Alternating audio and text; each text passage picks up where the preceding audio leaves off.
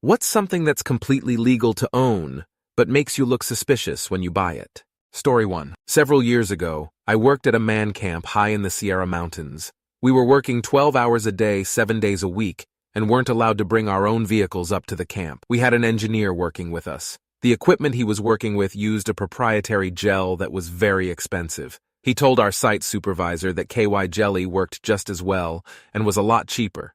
So my site supervisor drove down to a Walmart in Fresno and bought 8 boxes of KY jelly. Now, my site supervisor was a former biker.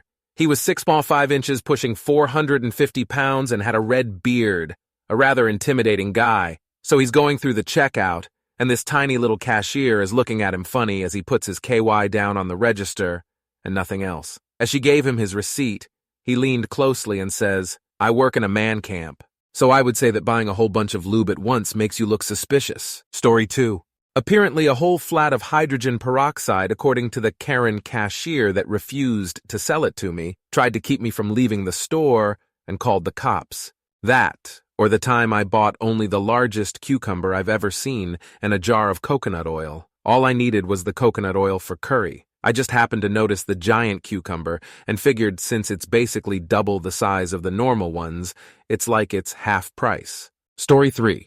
For example, I once had to purchase a crowbar to remove some old nails from my fence, and the cashier gave me a strange look even after I explained why I needed it. It's like everyone buying a crowbar feels the need to justify themselves to avoid looking like they're up to no good. Story 4. Is a resort town. With coconuts on the property, it was supposed to rain the next day, and it was getting dark. The 15-year-old with us went into the general store and collected a machete, garbage bags, flashlight, and a gallon of milk. The clerk gave us a really funny look. Story 5. I was in a motorcycle accident a while ago. I was fine for the most part, besides being scraped up on my knees and ankles and my shoulders. The scabs were getting super dry and hurting. And that morning I had clogged the toilet but didn't have a plunger because I just hadn't picked one up yet. So I went to the dollar store to grab a plunger, and I remembered Vaseline helps keep your scabs moist and stops them from hurting as bad. Without thinking, I just grabbed them both and make my way to the cash register. It was at the moment as I was putting them on the conveyor belt that I realized what it looks like. I only had a cheap plunger, that absolutely sucked by the way, and jar of Vaseline. Needless to say, the cashier definitely looked at me funny, but never said a word, just slightly smirked. I quickly paid and left and laughed in my car on the way home. Story 6. A single rotten banana. Oh boy, it's stupid story time. My partner goes through food phases really hard, and one of the things that comes up often is that she'll get tired of bananas right when there is only one left. The last one will kind of be going bad, so I think to myself, oh, I just need one more overripe banana to make banana bread. I proceed to go to the store and find the worst-looking banana, and only once I get up to the checkout do I realize that I'm buying a single rotten banana. The cashier judges me silently as I pay for the pitiful produce. The worst part of it all is that I've done this like 3 times now. I never learn, and now I'm the rotten banana buyer at the only store near me. Story 7. A few years back, I inherited an old house that needed many renovations. Still does. Anyway, at one point we were working on tearing up the old flooring, and of course, it's old, so asbestos is a thing. We went to Home Depot and bought 2 full-body Tyvek suits, 2 full-face respirators and cartridges, a bulk box of heavy-duty trash bags, multi-pack of duct tape because it's always useful, new blades for the reach trimmer, plus a branch saw because I was also working on the yard. Edit. Forgot there was also a foobar lamau. Didn't even realize I looked like a serial killer till the cashier gave me a look and started laughing. Me. I swear we're just renovating an old house and I realize how bad this looks now. Story 8. I legit had to buy a shovel, duct tape, a rake, and rope for an extreme fitness event. Talk about awkward lol. And yes, I bought them all at the same time, same store, as well as a bucket, granola bars, and a few other random things. The guy at the register looked up at me multiple times, so I just stared at him. May as well have fun with awkward. Story 9. Duct tape, gloves, cleaner, rope, ski mask, rain poncho, and a sorry for your loss card. Joked with the cashier about it, and she said, "Oh honey, I've seen worse." Then went to the butcher shop to buy only a cow's heart. That was a real awkward. All of it was for an art project, but I can imagine seeing a 5'2" college student who looks 16 on a good day Must have been something else to witness in a small college town. Story 10 was doing some landscaping when I bought my property as well as some side DIY projects. Bought a splitting maul, a chopping axe, landscape axe, hatchet, machete, pickaxe, a saw, a few different types of shovels, ropes of varying sizes, gloves, a tarp, plastic sheeting, duct tape, a couple pocket knives, a bunch of seeds including corn, and probably a few more items I'm not recalling. This wasn't all at once, but a few items at a time, sometimes more than one trip a day, sometimes a few days apart. But I was in and out of Home Depot and Lowe's for months just getting a few conspicuous items at a time. I honestly wouldn't be surprised if I ended up on a watch list of some kind. I had a large tree that was fallen on the property when I got it, so I decided it'd be a good workout to just take care of it manually. I also built a deck and put in an attached greenhouse so that I could grow plants for my cats. Eventually, I was like, well, this greenhouse would make a nice aviary, let me put in some trees and veggies and get a few birds. I like to keep busy and have a ton of free time since I sleep less than most people, so I find myself filling the hours of the day with various chores or hobbies. I also like wandering around both stores for inspiration. Something might catch my eye, and next thing you know, I'm buying everything I need to make my own cat tower or wall furniture for them, a catio, etc. I don't always go into those specific stores with a purpose. I let inspiration strike when I'm in there.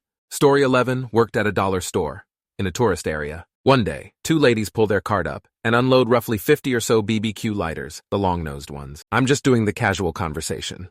So what's the plan for tonight? Should I be worried? Haha.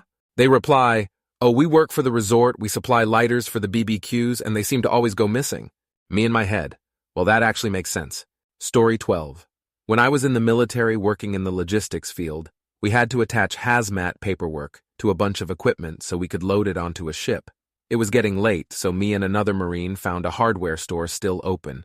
We bought a bunch of duct tape, zip ties, and a roll of plastic sheeting since they didn't have document protectors. The Dexter shopping list, LOL.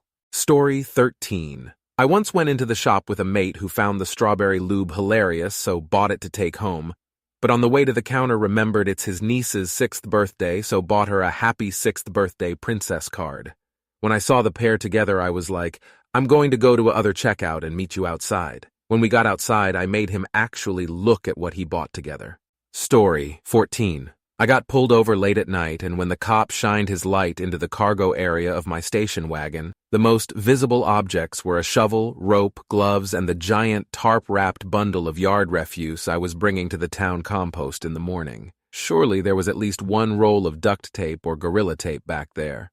At least he had a sense of humor about it when he strolled up to my window. So, we're off to bury the body under the cover of night, huh? Story 15. I commute on my motorcycle. Am carpenter. Sometimes I need a crowbar for a few mins at random job.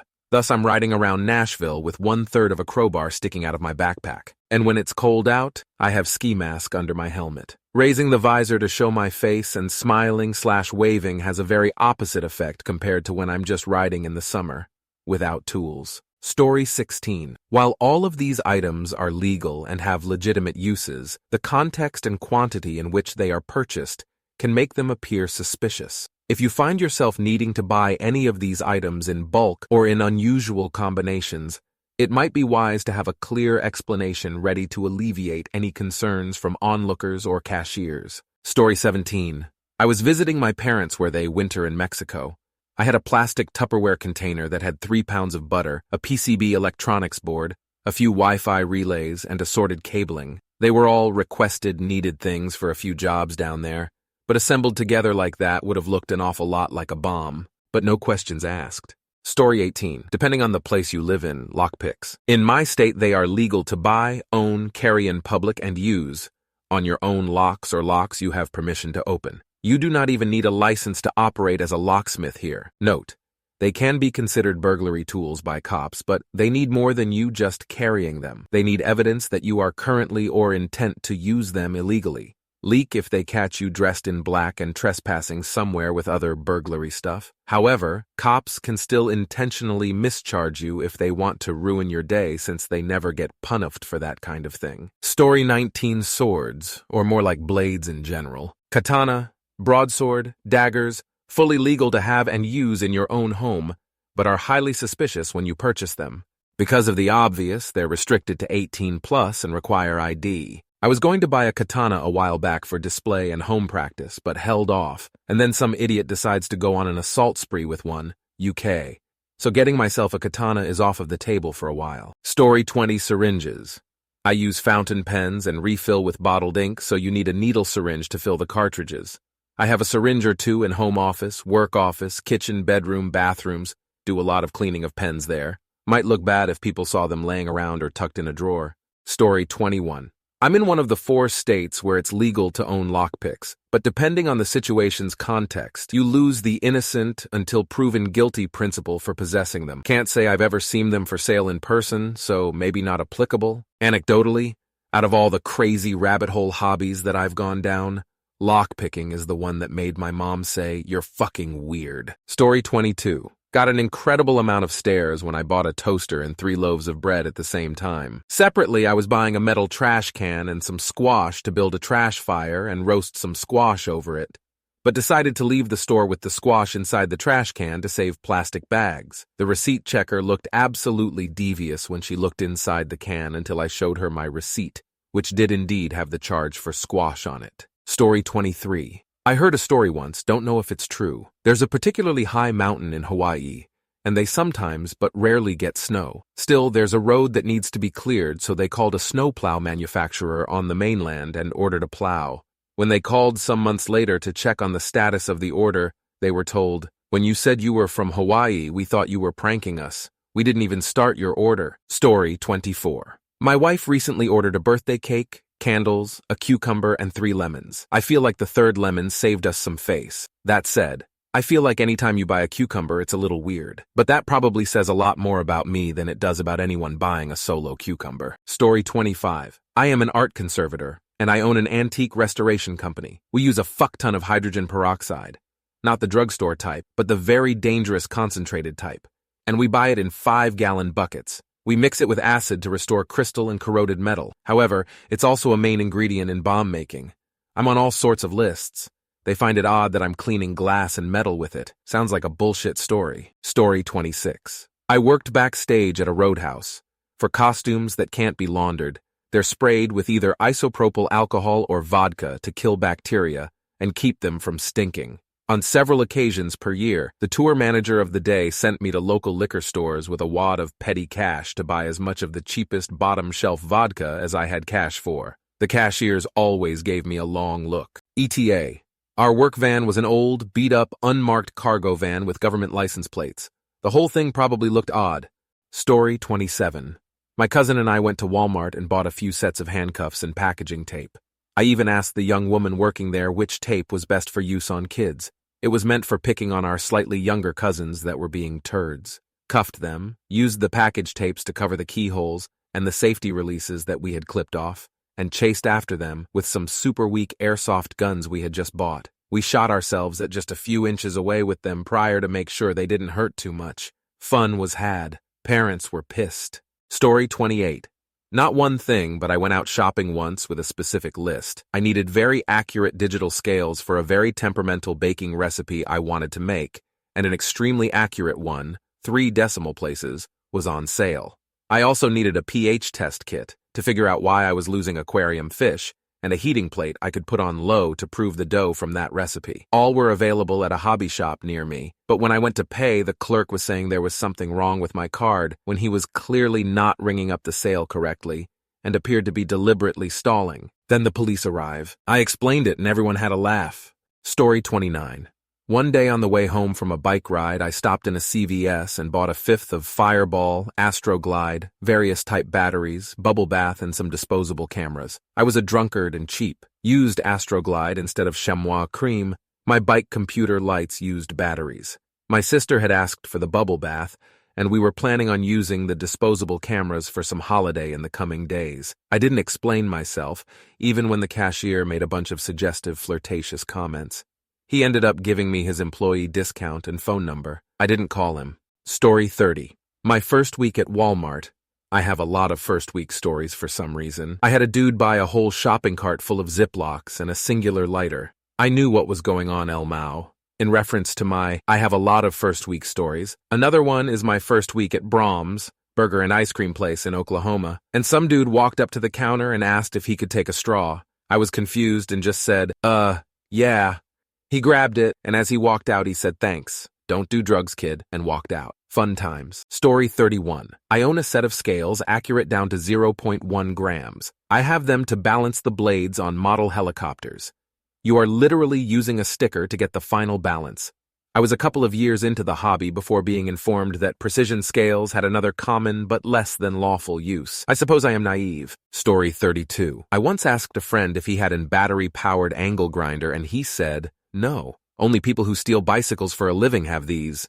So, maybe that would be sus. Obviously, today, battery-powered tools are standard, but it was back when they were really expensive. Joke was, I needed it to cut the chain on my bicycle because I broke of the key, and it was still parked at my old flat, where I didn't have access to an outlet any longer. Story 33. Buying high-ticket items with a check, like a boat or a car. Just read about how they tried to buy a car in cash up front instead of a loan. They kept wondering why and asking about their monthly payment expectations, and would keep asking questions about why and about a trade-in. Made them question their reality and training.